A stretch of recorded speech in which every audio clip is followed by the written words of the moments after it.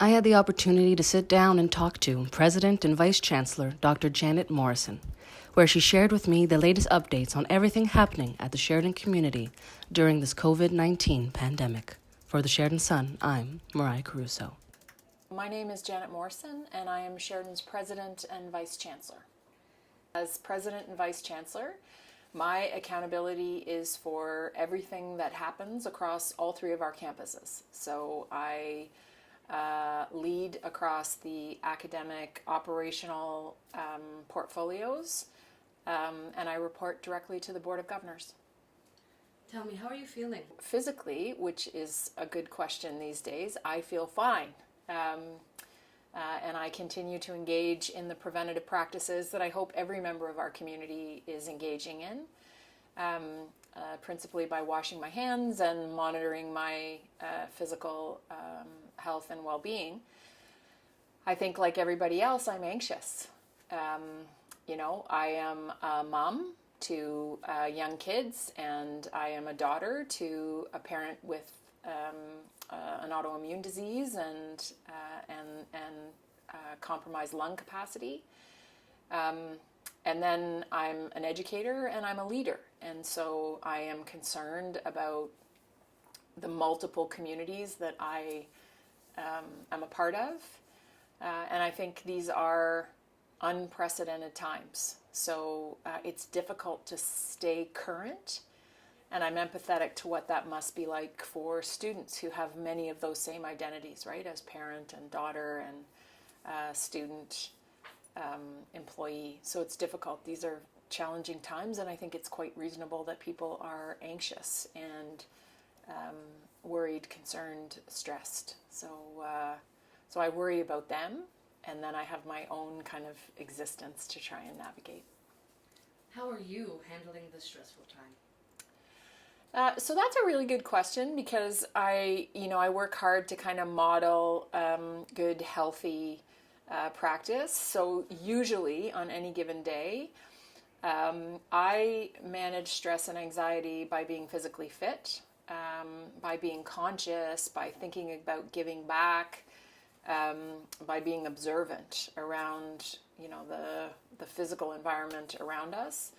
This is challenging, right? So the gyms are closed, and many students, faculty, and staff will know that I'm in Sheridan's rec facilities regularly, and so that's a challenge. I got to find different ways for maintaining physical activity levels. I think the other remedy or antidote to the stress is talk therapy and being engaged and community connected.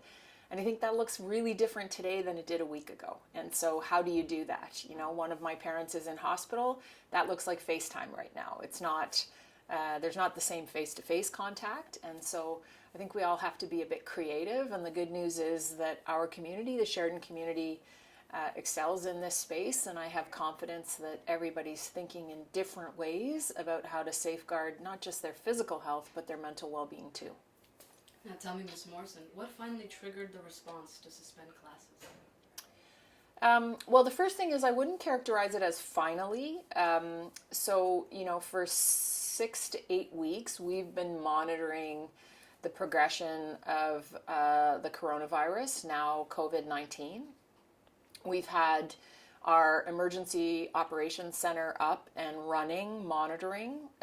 We've been communicating with our municipal, regional, provincial, and federal colleagues and contacts about what it's looked like. We take direction from experts, and that means we take direction from municipal officers of health, the medical officer of health for Ontario, and then from federal officials. And so the call to close schools last Thursday certainly was an escalation in response, very data-driven, and I think evidence-based. And we continue to monitor what is happening around us and what the science tells us, what the evidence and the science tells us about how to flatten the curve. And so the component pieces of that, the social distancing methods, but also the imperative on self-isolation when it's called for. These are key to trying to flatten that curve. So we're going to do our part, and we'll continue to take direction from the best minds that are all focused on this. Has there ever been a time when a global event has impacted the school before? So that's the question of whether or not other global events have impacted the school. I've only been at Sheridan for 3 years, so I can't speak specifically to Sheridan. But I will say, as an educator, we had a provincial power outage that impacted post-secondary. We had SARS that impacted post-secondary significantly, particularly in and around the city of Toronto, the province of Ontario. We had the H1N1 and we had MERS. So there have been a series of, in some instances, labeled pandemics that have impacted post-secondary. I dare say, though, in 30 plus years in the system, I think this is unprecedented. And I think as a consequence, there are moments when we're trying to figure it out as things progress very quickly. To suggest this situation is fluid is an understatement, and we're doing our very best to digest a lot of information and then plan around that and communicate openly, honestly, and often. What resources has a school looked to for counsel in addition to those expert bodies that you did speak on? Well, so principally the experts and the resources that we rely on, I remind students all the time, we teach science here. We teach applied health, we teach community studies, certainly science, technology, we teach across business, and all of these disciplines are informing our response. And so, principally we're taking direction from medical officers of health, but the best scientists in the world are focused on the pandemic and the related challenges, the economic outcomes, the community impacts. And so we'll continue to look to those folks, remembering that we are in the business of educating the next generation of those experts. And so this is, on a meta level, a tremendous learning experience for all of us. And who exactly is responsible for making those decisions? So Sheridan, like many other post-secondaries, has a very comprehensive pandemic plan. It's been informed, again, by SARS and H1N1 and MERS, and now it evolves as the current pandemic, the Covid-19 pandemic, evolves.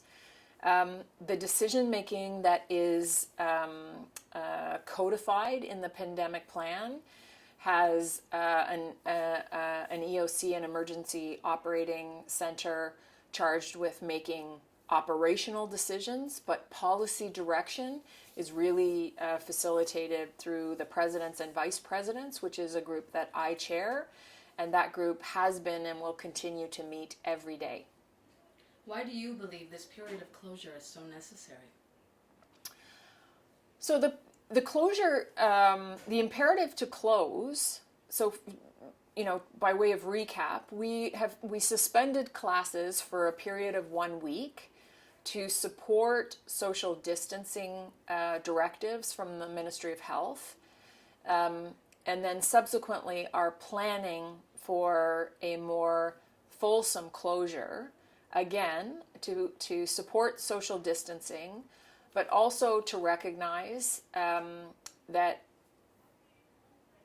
leveling the curve of infection and transmission is imperative to keeping our healthcare system from being overwhelmed. And again, as an institution or an organization that educates applied health workers across regulated health professions, I think it's even more incumbent on us to demonstrate due diligence and follow the best guidance and counsel that's available. So that's what we're doing. Faculty, staff, student health and well-being is paramount. It will always guide our decisions. I would just also recognize that ensuring students and their success is always at the top of our priority list is important too, because student mental health and well-being is very much tied to their success, to graduate outcomes, to employability, to their career prospects. So we're ever mindful of those complexities. Thank you. What is your goal for this week? So this week, I am an educator, and I am the former provost and vice president academic at Sheridan. This week, faculty members will be working. They have been working since last week, and they'll continue working to try and figure out what alternate delivery looks like. And that's a lot of work. And it doesn't look the same in the skilled trades as it may look in humanities and social sciences. And so just a huge thank you to all of the educators and the leaders who are invested over the course of these 5 days in retooling, rethinking, reorganizing their courses so that as many students as possible can complete their learning outcomes and course requirements and still finish the term on time. So that's the focus of all of our efforts right now. And we would just ask people's continued patience. I believe that Sheridan's faculty and staff are the absolute best in the business. They're incredibly student-centered, and they are currently busily trying to deliver on their commitments to learners. So a little bit of patience over the next few days, please. And what would you say is your biggest priority? So my priority is making sure that people are safe, but also that they feel safe. So the perception and the reality of safety and security and well-being really matters to me. I think character is at the heart of who Sheridan is, and that character is best supported by an openness and a transparency and regular communication. So that's what I'm going to be up to over the next few days. And how is Sheridan monitoring the outbreak? Well, we rely on experts to monitor the outbreak, and so in both the regions of Peel and in Halton, public health is actively monitoring, and we remain in very close contact again at the municipal, the regional, the provincial, and the federal level. So we'll continue to rely on those channels. Have there been any confirmed COVID-19 cases in the Sheridan community? There have not been any confirmed cases. Presumptive or confirmed cases of COVID-19 across Sheridan's communities or campuses to date. Given the early stages of this campus-wide suspension, what is the most likely outcome of this week? Well, the outcome of this week, when classes are suspended, is a retooling of courses wherever and whenever possible, to deliver the course material in an alternate format. So that is principally what's going to happen this week. I think, as of this morning, the other outcome is going to be a repositioning of our work to be as online as possible. So as of this morning, what we've provided to staff and faculty is the directive to move whatever possible to remote delivery. So we're hoping that people, for the most part, can work from home. Where there are essential services or those services that really do require being on site, we will work with employees to prioritize safety and figure out how else we might maintain mission critical services without putting anybody at undue risk. In addition to online resources being readily available and moving the classroom experience to online, how do you believe this will impact the final weeks of the term?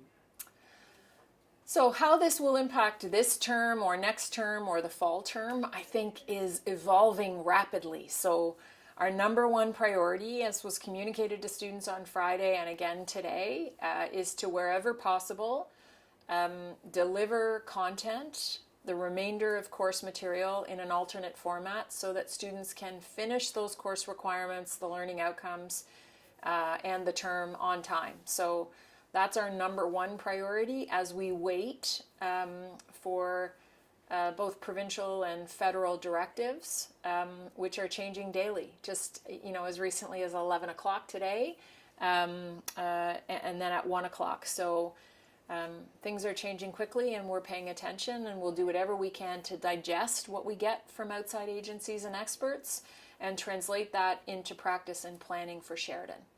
Along with the classroom experience, how important would you say is the internship placement here at Sheridan? So internships and placements, hands-on learning, work-integrated learning is fundamental to Sheridan's pedagogy. So pedagogy, curriculum is what we teach, and pedagogy is how we teach it. And at Sheridan, we believe that hands-on learning, work-integrated learning, learning-integrated work are fundamental to becoming career ready and to becoming a good citizen even. And you know, this pandemic poses significant challenges on that front. I've heard from a number of students who are very concerned about the cancellation or the deferral of placements. We have canceled all placements in, for example, the Faculty of Applied Health and Community Studies. Several placements in the Pilon School of Business have been canceled. What I would ask students to be mindful of is that your safety, your well-being is our number one priority, and we're going to have to make some difficult decisions about what that means, which doesn't underestimate the positive benefit of having a placement, an internship, a co-op in your area or discipline. I'd also ask folks to reflect more broadly beyond Sheridan. Many workplaces are shutting down, curtailing their activity, or limiting outside exposure to their environments. And so we're operating in an ecosystem that's being very challenged right now. And we will do whatever we can to defer critical placements. But folks are really going to have to be patient, and I hope they'll be understanding about the limits of what we can do where. We know it's important. That's why it's a tenet of what we do and how we do it. But these circumstances, again, are extraordinary.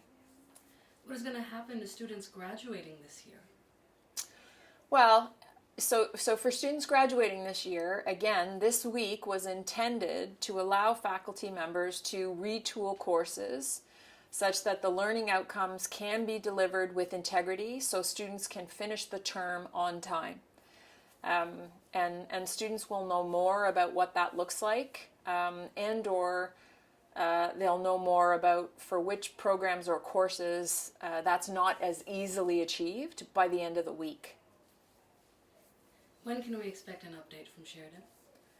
So Sheridan's commitment is to communicate as openly as possible, as transparently as possible, and as often as possible. So students got an update from me last Friday. They got another update from me this morning. You will hear from me as often as I have something credible to provide to the community. I would just ask folks again to be patient and empathetic. Anybody who is watching the news right now understands and appreciates that things are evolving very quickly in the broader ecosystem. And so with the goal and objective of communicating accurately, fairly, reasonably, this is difficult when things are changing so quickly all around us. And lastly, what would you like to say to the faculty and students here at Sheridan College at this time? So to every member of the Sheridan community, faculty, staff, students, I really am genuinely empathetic to how much anxiety, worry, and concern this is causing. And I think it's causing anxiety, worry, and concern across multiple identities, right? As I was saying, whether you're a parent or have elderly parents, or in the context of your role as educator or as learner. These are unprecedented, extraordinary times. I will remain steadfast in my view that kindness and compassion and good reasoned judgment are the path forward. I know that that's taking a leap of faith for some. What I've asked for people to do is to take care of themselves and make good decisions about what's in their own best interests and the interests of their loved ones, and that we also be overt in taking care of others, because I'm not sure that that's ever been more important.